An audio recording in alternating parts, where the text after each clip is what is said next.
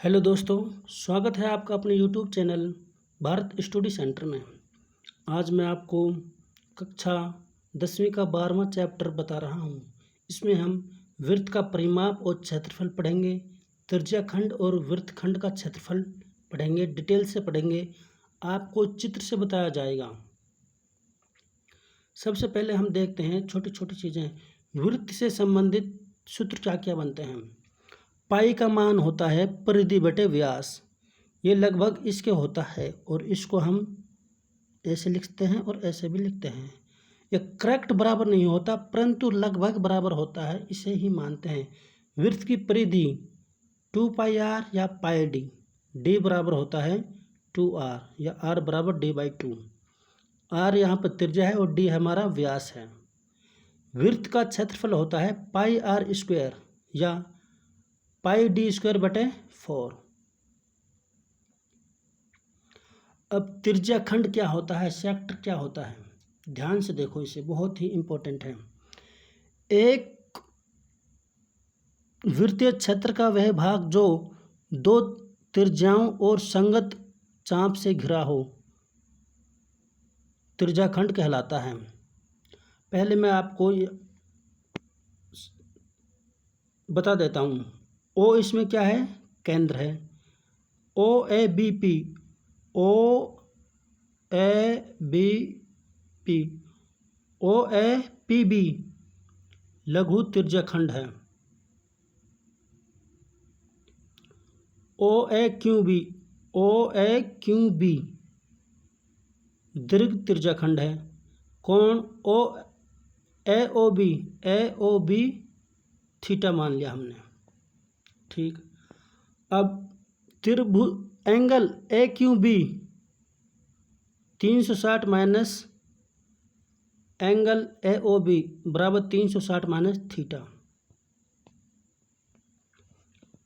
अब कोण थीटा वाले त्रिज्याखंड का क्षेत्रफल थीटा गुणा πr² बटे 360। कोण थीटा वाले त्रिज्याखंड की संगत चाप की लंबाई थीटा गुणा 2πr बटे 360।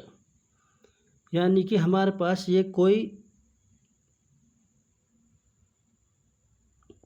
हमारे पास कोई वृत्त है, ये केंद्र से है, ये है जो, ये तो हो गया हमारा लघु त्रिज्याखंड।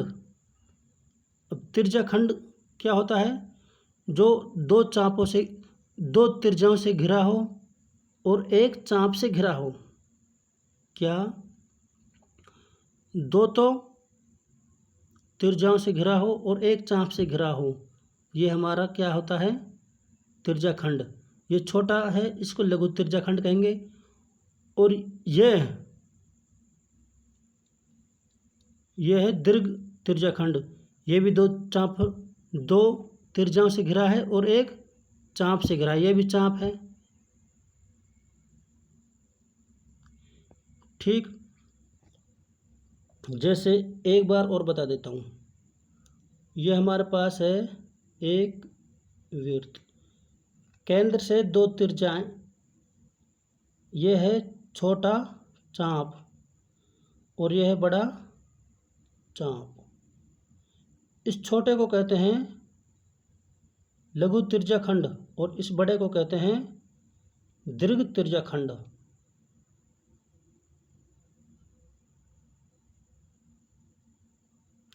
अब जो लघु त्रिज्याखंड है, यह इसमें इसका क्षेत्रफल का सूत्र तो यह हो गया इसका, और ये चाप है जो यह, इसकी लंबाई यह हो गई, ठीक।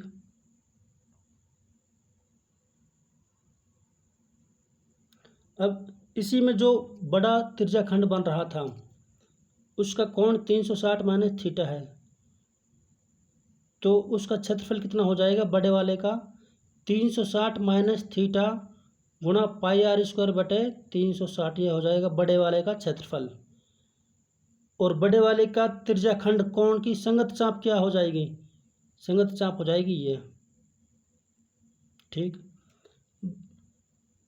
बड़े त्रिज्याखंड का क्षेत्रफल तो यह हो जाएगा और बड़े त्रिज्याखंड की संगत चाप यह हो जाएगी।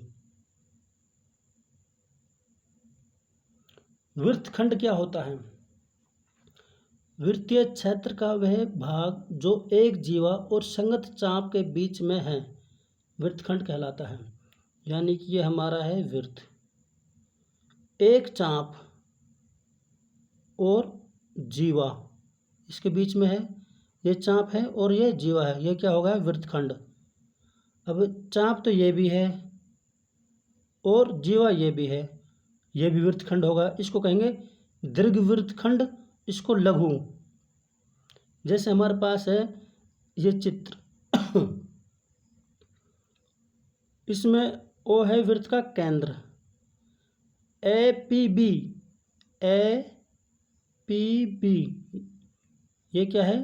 लघु वृत्तखंड। A Q B, A Q B ये हो गया हमारा दीर्घ।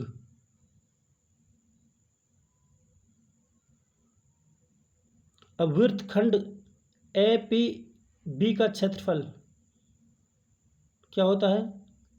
थीटा गुणा पाई आर स्क्वायर बटे 360 माइनस त्रिभुज ए ओ बी का क्षेत्रफल। थीटा क्या है? थीटा वह है जो वहाँ पर बन रहा है। दीर्घ वृत्तखंड का क्षेत्रफल क्या होगा? Pi r square minus A P B का क्षेत्रफल घटा देंगे। दीर्घ त्रिज्याखंड का क्षेत्रफल क्या होगा? Pi r square minus A R का मतलब होता है area, O A P B, O A P B है लघु त्रिज्याखंड का क्षेत्रफल घटा देंगे। यानी कि पूरे में से छोटे का घटा देंगे, बड़े का आ जाएगा त्रिज्याखंड का। ठीक,